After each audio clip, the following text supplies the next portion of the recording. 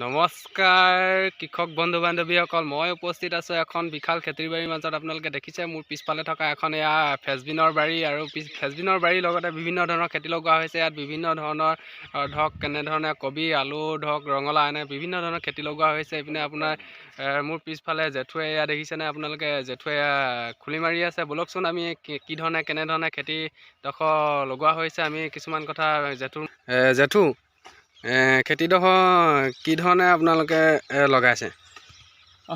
খেতি হ'ল, এতিয়া পানী নাই, খৰাং বতৰ, মানে হয়, মটৰে পানী দিবলগীয়া হৈছে। আৰু মানে ইয়াত DAP দিছোঁ, এই মাটি চপাই আছোঁ। কিছুদিনৰ পিছত ভিটামিন মাৰিম, আকৌ সাৰ প্ৰয়োগ কৰি মানে এসপ্তাহ পিছৰ পৰা ফ্ৰেঞ্চবিন ফুল আহিব। ফুলৰ চুপৰি আহিলে প্ৰায় খৰাং, কিন্তু কষ্ট হৈছে, পানী দিছোঁ।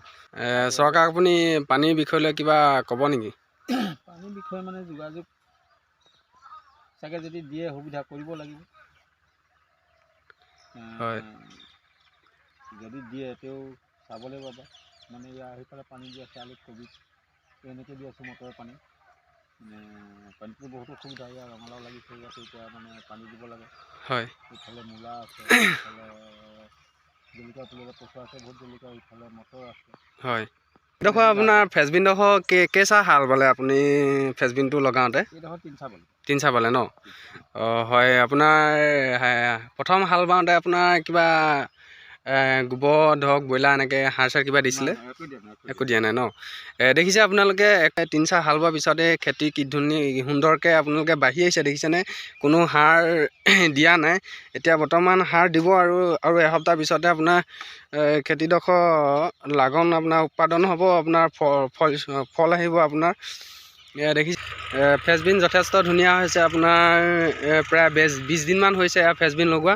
আপোনালোকে দেখিছেনে? ইয়াত এবিঘা ফ্ৰেঞ্চবিন লগোৱা হৈছে, লগতে বিভিন্ন ধৰণৰ খেতি লগোৱা হৈছে, ধৰক যেনে ৰঙালাও। আপোনাৰ ইয়াত ৰঙালাও দেখিছেনে? ৰঙালাও বৰ্তমান লাগি আছে। এয়া ধৰক কবি আপোনাৰ পাত আহিছে। আৰু এতিয়া পানী নাই, পানী নোহোৱা দুখৰ অকণমান প্ৰব্লেম হৈছে। আপোনাৰ এয়া মটৰে তেখেতৰ ল'ৰাই পানী দি আছে, কষ্ট কৰি দিবলগীয়া হৈছে পানীটো অলপমান। তথাপিও পানীটো দিবই লাগিব, পানীটো নহ'লেতো খেতি কোনো নহয়। এতিয়া খৰালি মাহ, ইয়াৰ মাটিডোখৰত আপুনি কিবা সাৰ চাৰ দি লৈছিলে কবিটো ৰুওঁতে? কি দিছিলে? DAP দিছিলে।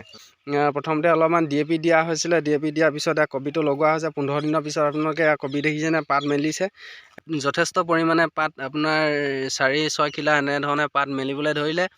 আৰু এসপ্তাহ পিছতে আপোনালোকে ইয়াৰ কবিৰ ফল দেখিবলৈ পাব। ইমানতে ভিডিঅ'টো সামৰণি মাৰিলোঁ। মোৰ ভিডিঅ'টো আপোনালোকে স্কিপ নকৰাকৈ আপোনালোকে মোৰ ভিডিঅ'টো চাই যাব। ধন্যবাদ।